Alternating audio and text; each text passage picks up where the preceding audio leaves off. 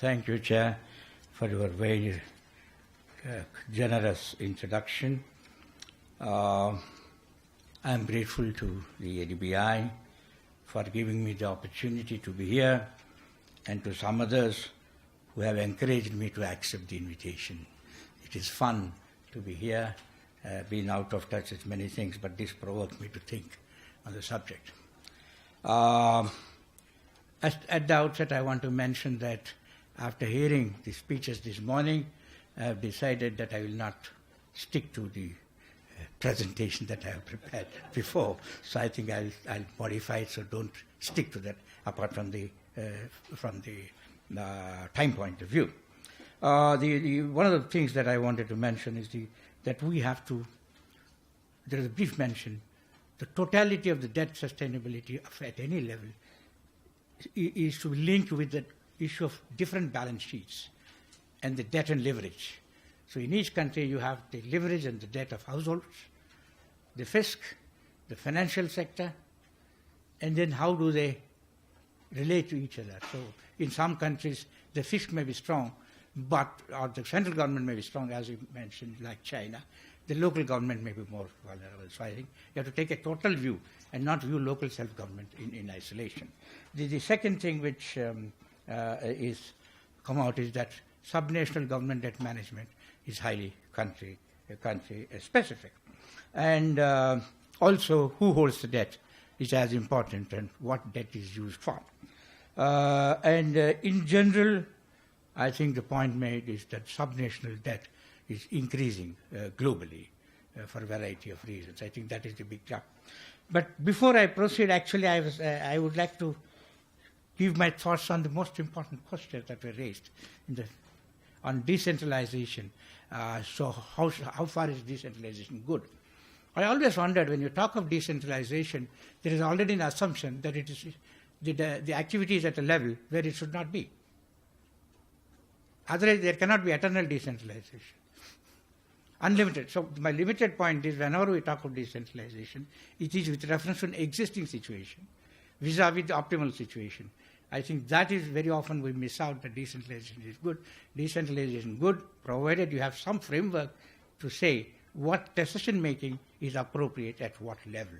And that once that is analyzed, though it's political, it has to be analyzed. Limited point. The other point is how did it get related to the growth? I think the revenue point that you mentioned, the stream of revenue.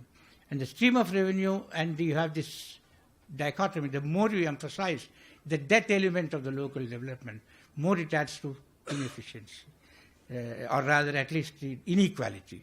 And this trade-off is, as you rightly mentioned, is as much political as it is economic. And therefore, I would say there should be an element of periodic review. There should be some stability, but there should also be some scope for reviewing, and institutional arrangements for doing this will be very important. It will also determine the changing nature of decentralization. And the way I look at it is that the design, as Mr. just now pointed out, the design has to take into consideration the incentive mechanisms that are available for various. And I also would say yardstick competition. That is, you have yardsticks of performance. And how do you ensure that the pricing by the markets has enough information about the efficiency? At local level, the situation changed so much. So the mechanisms of providing information about the performance through not necessarily finance, but even physical parameters will promote both efficiency. And so I think these are the fundamental issues that I thought I should raise in the context of the discussions. Now coming to, can I have some water, please? So as far as India is concerned, as you know, but quickly, India is a union of states. But we have local government, union of states, center, state, local governments. The constitution has divided the powers between the union and the states. But the sub-state level is technically left to each state to determine. But there is a constitutional amendment in 1993 which recognizes the third level, indicates but cannot impose. So there is a three-tier federation 1 and 2, first level can indicate, can advise, can support, but cannot decide or determine the relationship between the state level and the local bodies. That's important thing. That is an amendment brought in 1993. The debt management, for the purpose of debt management as of now, is a lot more between center and states. Local bodies very little, but as far as revenues are concerned, they are getting slowly down and down, which also means over a period, as the revenues go down, go to the lower level, the capacity for debt will increase, apart from the objective conditions of metropolitan development, etc. The structure of intergovernmental fiscal relations is very important, because there is one important, apart from the transfers from the central government to state government and state government to local government, taxes are shared. And there, it is reviewed every 5 years. It's reviewed every 5 years. And I happen to be the chairman of the 14th Finance Commission, which was done in 3 years back. It's valid for 5 years. One of the things which we did was, every rupee of tax collected by the central government has to be shared with the state governments. And till 13th Finance Commission, 32% of the money, revenue, taxes collected by the center had to be handed over to the states. And how it is to be distributed is recommended by the Finance Commission. In our commission, we raised it from 32 to 42. That 32 to 42 changed the game. The state's capacity to service higher level of debt increased. But at the same time, we wanted to make sure that there should be an asymmetry between just as the taxes are shared and distributed to center and states, to the extent the debt is a deferred tax. Even the debt still has to be shared. So we recommended that each state should be permitted up to 3% of the state GDP, and the center is 3% of the national GDP. So virtually it is 60-40.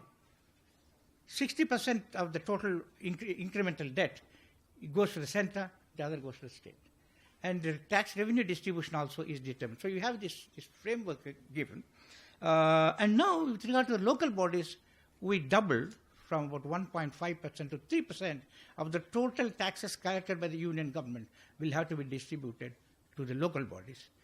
But how it is to be distributed, there is an issue. The state government said we should decide how it is to be distributed. And whereas there is a feeling that since it's the government of India, the Finance Commission should give the criteria. And there we applied a nudge. At that time, of course, Taylor didn't get a Nobel Prize, he got it later. But in our discussions, we had this default option.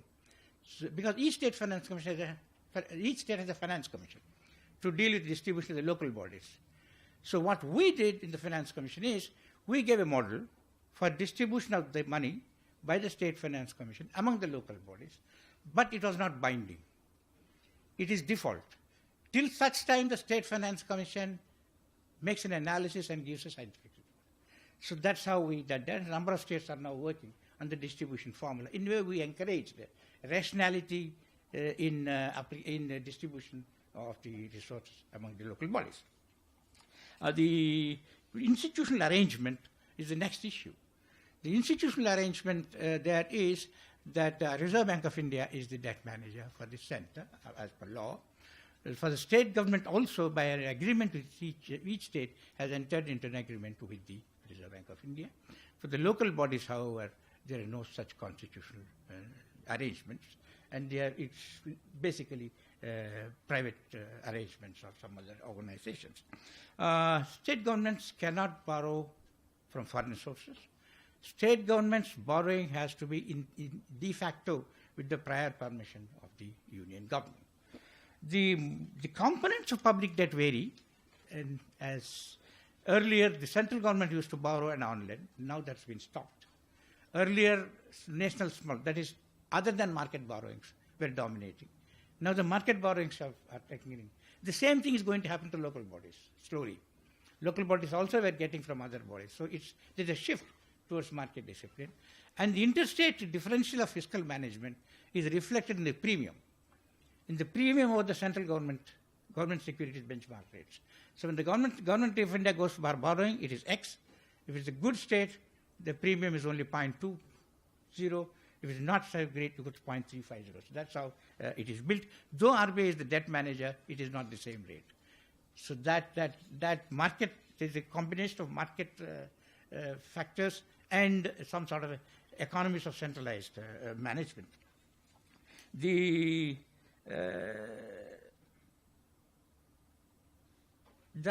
only thing now is that there is the central bank is also, the debt manager is also the regulator of banks. And incidentally, the debt is successfully managed because of the financial repression.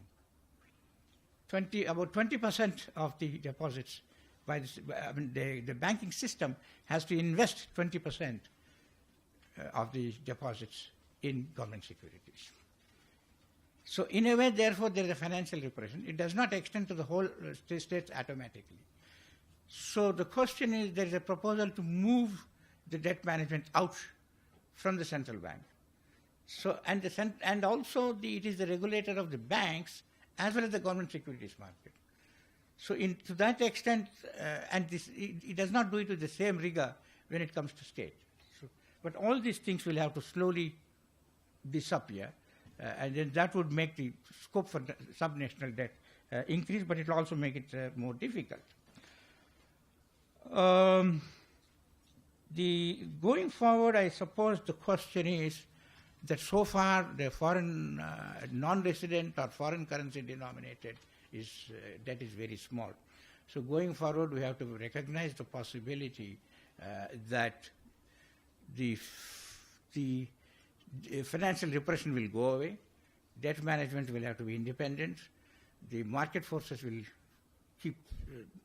get into dominance, and then the incentive mechanisms will be important. So I think the future challenges are a lot more complex than the way we have been managing the debt so far. But there is one issue which has been raised about the special purpose vehicles. There the question is the special purpose vehicles can be misused for indirect budgetary support to the local, to the subnational governments. The subnational government can use the mechanism of special purpose vehicle and use it. And very often it is not included for purpose of fiscal deficit. But one thing so far what we have had the advantage was debt restructuring. Incidentally, there was a reference to debt restructuring. Debt restructuring was not done due to distress. Debt restructuring was done to take advantage of favorable liquidity conditions before the crisis. It was not out of distress, but to take advantage of the huge liquidity, both with regard to external debt and the domestic debt. That's how debt restructuring was done, because the variety of checks and balances, almost to the point of no incentive to perform, ensured that there was no distress with regard to debt management. I suppose I would leave it here and say that in terms of the debt dynamics, subnational debt dynamics, we are just in the beginning stages of committing mistakes. Thank you very much. Thank you very much for Dr. Reddy for sharing your insight on the debt management, especially subnational debt management. We have a couple of times, so I'd like to open the floor for questions. Please, if you have any questions, please identify yourself. Yes, please. Thank you very much. Thank you for the special speech and the insights you gave on Indian subnational governments and debt. I had two questions. One is either in the context of India or more generally, we used to worry quite a lot about contagion across countries. If one country has a crisis, it affects other countries in the region. To what extent do you think that a fiscal crisis in one of the states, a default or a necessary debt restructuring, would have an effect on the country's ability to borrow, the sort of contagion from that, even though legally they may be separate debts? And the second question is, to what extent did the India-wide GST change fiscal relations? Pardon? Yes? To what extent did the GST change fiscal relations between the subnational government and the... On the first, as I mentioned, In any case, virtually, apart from the fiscal rules, one is about the fiscal rules. Second, whenever there is a stress on ways and means, there is a mechanism, because RBI is also the banker. So it's able to trace the cash flow. It's able to trace. Most important, in India, debt servicing is charged, not voted. Charged under the Constitution, it is not subject to voting by the Parliament. So it takes a priority for higher expenditure. And therefore, whether it is Government of India or a state government, the debt default will occur only if you are started defaulting on the wages also. That is the so therefore, within India, we need not worry too much about the contagion, though there is a lot of discussion about the fiscal deficit. And outside India also, not necessary, because this is the position. It is charged under the Constitution, not voted. Second question, GST. See, GST, we had, while estimating, we had to take into account, because our Finance Commission had to input it, and the assumption which we made, which I think is reasonably valid, is that the transition there will be pressure, but at the end of the transition there will be huge fiscal gains, partly because the informal sector will come in, partly because of the efficiency gains. And we felt that the transition period, the fiscal burden on the union government during the transition could be met out of the award given by us. So in giving the award, we made sufficient headroom for Government of India to manage the transition. And that is how, in fact, in the dispensation that has been arrived at, the compensation actually is very liberal. And overall, what would happen is the indirect, but there one thing which I should perhaps mention, for the future, the tax space left for the center is more than what is left for the states. Because the GST is pulled all indirect taxes. So once you have pulled all indirect taxes, then central and state is one division, and whatever center takes, again, it is divided again as part of the Finance Commission award. But the states are left with very little residual tax powers, whereas the union government has still, particularly because of income tax. But the redeeming part is that the state government will get a share, even if the central government does. Thank you very much. Yeah, Dean Yoshino. Yeah. Thank you very much. In open market operations, central bank purchases central government bonds and not local government bonds. So in case of liquidity shortage, what is the role of central government toward local governments? As I said, again, you have to make a distinction between the state government and the central government. That's local bodies. State government is different from local bodies. It's federal, state government. Now, as far as the state government is concerned, the debt management is, as well as the banking, is done by the Reserve Bank of India. There's a limit to there's called ways and means limit. There's a limit given. And as soon as the limit is reached, then the Government of India is approached either to give some money, or the RBI, there are occasions about 10 years back, the RBI stops issuing of checks to discretionary payments. So that, but as far as the monetary operation, open market operations, for monetary purpose is concerned, so far there are enough Government of India securities, and the state government cannot access short-term money from the markets. Only borrowing. A 10-year, 8-year, 5-year borrowing is permitted. They are not permitted to operate because all borrowing has to be subject to Government of India approval. So no short-term borrowing is permitted for the state governments. Okay, Professor Kawai.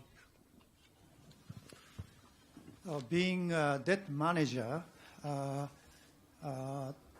would the Reserve Bank of India have any risk to its monetary policy making for, say, price stability? I think that is the whole issue, which has been under consideration. Let me quickly, if I take because see the idea, if you go back, the idea that price stability is the most important function of the monetary authority is a notion which came in only in the 80s. It's not there before. If you go through the history, I'm sorry for going into fundamentals because I think this independent bit of that. There are four functions: price stability, growth, financial sector development, and financial sector stability. All these are required for the trust in the money, and supporting the government in its borrowing program when required, and restraining the government when it is not, when it is doing more of it, to maintain the trust in the financial system. So in a way, therefore, at what point of time you should be independent, at what point of time you have to coordinate, will depend on the challenge. And the challenge that happened is, so therefore, we had this, which was relevant after 1970s, oil shock, and then you had the inflation, hyperinflation, etc. I believe that at this stage now, increasingly, the need for greater coordination between fiscal management, of which debt management is one, and the monetary management is being realized, if not admitted. But for us, that's from the advanced account, but from us, I agree with you, there's too much of coordination, too much of conflict of interest. So we have to start from a different starting point and try to distance the debt management from the monetary management, make it independent. But it's not set in stone. It's not set in stone. That's my limited point. And I think if you see quite a few successful, whether it is China, quite a few successful developing countries have not believed in single target unless they happen to experience hyperinflation before. So we should be a little careful. Even that is not, monetary policy is no longer science. It was believed that it was science for 20 years till crisis. So now I think we have to be a little more contextual. Sorry for elaborating on this. Oh, thank you very much. For the last question, please. Okay, thank you so much. So you alluded to the fact that the government of India may set up a separate debt management office. So would that only be central government, or you think state governments also should be part of that, because there'll be just one entity managing debt for the whole of India? And if I could ask you a final question, since I was told I'm the last person to ask, is you've spent a large number of years in the Ministry of Finance and in the central bank. Standing there today, what do you think you are, a central banker or from the Ministry of Finance? No, I think I can claim equal distance and equal ignorance of the recent developments. But on the debt office, in fact, that's going to be one of the complications, if you just ask me. See, the moment the government of India says, I would like to manage independent debt office, then two things arise. The imposition of the reserve requirement under the Banking Regulation Act would be unjustified. If you want to independently manage, I cannot, as a regulator, I have to be independent. So then I'll drop the 20% SLR, and we have to see how the market will perform. So at least I would say, not that anybody is asking, but I would say, plan the making independence carefully. If each becomes independent rather quickly, then if I were governor, I would simply say, okay, you manage independently, and I remove the CRR requirement, number one. Number two, same with monetary policy, monetary management. So therefore, now then comes the bigger issue. Under law, Reserve Bank, Government of India has to have RBI as a debt manager. That law can be changed. As far as the state governments are concerned, they always had a freedom to go with the anybody. And all of them signed with RBI. They wanted RBI to be the debt manager. So the freedom will revert to themselves, unless they amend the constitution. And if I were to advise the state government, I was with the state government for, in fact, more than with the central government or RBI, I was with the state government, 17 years of my career. If I were the state government, I will advise the finance minister to set up my own debt office. and don't trust the debt office of the government of India if it's not RBI. So that's the way the federation will function, so that we can prove to the government of India that we, Andhra Pradesh, is better debt manager than government of India. Okay, thank you. Thank you. Thank you very much. As we are running out of time, it's time to close this session. Please join me thanking Dr. Lady, who shared his valuable insight and valuable discussions on this important issue. Thank you.